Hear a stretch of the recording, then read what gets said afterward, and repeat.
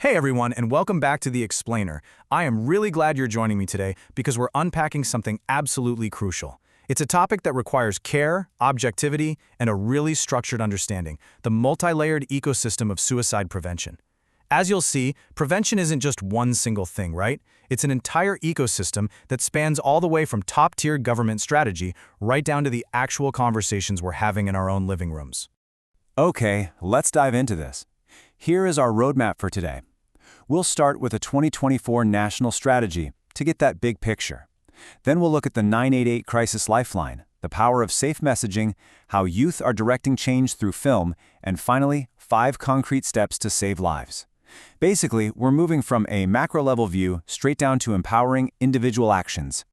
First up, the 2024 national strategy. Let's take that 30,000-foot view.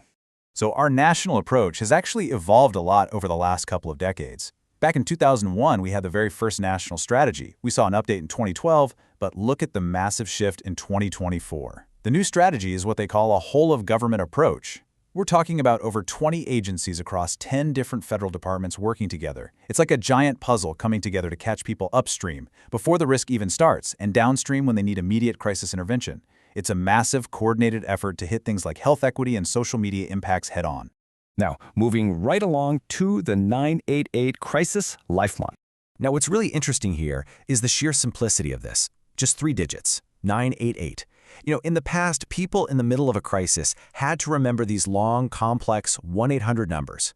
But the 2024 strategy champions this universal 3-digit code for the Suicide and Crisis Lifeline. It's available 24/7. It connects you directly to free, confidential crisis counselors. Whether it's mental health, substance use, or a suicide crisis, it is literally the ultimate safety net, instantly accessible to anyone. Take a second to really let this sink in. Almost everyone would take action if they knew someone close to them was thinking about suicide.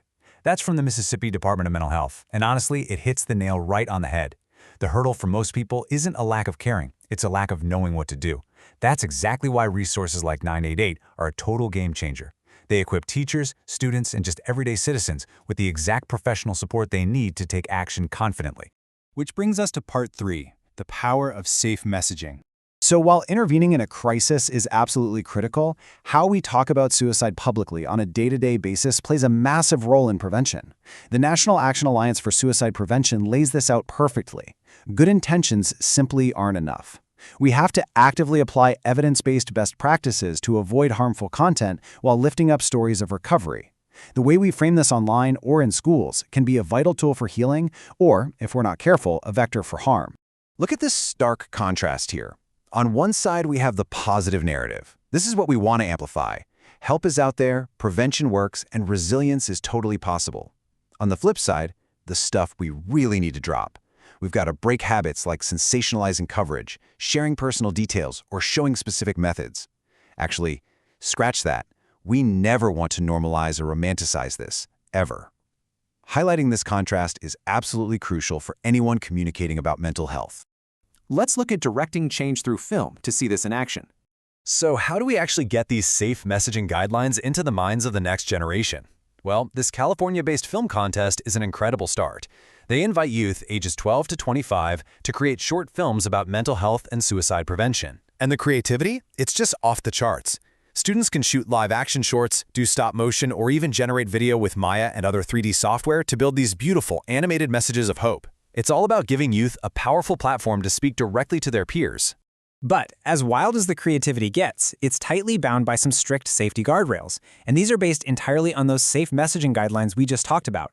No showing methods. They must provide resources like 988 and no AI-generated elements, so no ChatGPT scripts or AI art. The human connection has to be authentic. And here's a super important one. They have to avoid harmful statistics. Those graphics that say a person dies every X minutes. Presenting data like that actually oversimplifies the issue and can make suicide seem inevitable to someone who's struggling, rather than focusing on the fact that help is available. And this brilliantly illustrates why these structured programs actually work. A Johns Hopkins study looked at this exact film contest and found that by making students interact deeply with safe messaging to create art, it actively reduces stigma and promotes help-seeking behaviors. It is a verified, upstream prevention model. It shifts the whole culture of a school way before anyone even reaches a crisis point. Finally, let's look at 5 steps to save lives. Okay, I want to break the fourth wall here and talk directly to you. What is your role in this ecosystem? The NIMH has these 5 action steps. Step 1, ask. Literally just ask, are you thinking about suicide? It feels terrifying to say, I know, but studies clearly show that asking directly does not plant the idea. Step 2, be there. Just listen without judgment. Step 3, keep them safe by reducing access to lethal items. Step 4, connect them. Remember 988? That's your go-to move right here. Help them call or text. And Step 5, follow up. Just a simple check-in after a crisis makes a massive, life-saving difference. So that leaves us with one final pretty big question. How will you direct change in your community? We've seen today that suicide prevention really is an ecosystem. It takes federal backing, lifelines, smart messaging, youth empowerment, and individual courage. You're now equipped with the tools. You know how to communicate safely, you know about 988, and you know the 5 steps. So take this knowledge, share it safely, and be that spark of hope and recovery in your own circles. Thanks for hanging out with me for this explainer, and keep learning out there.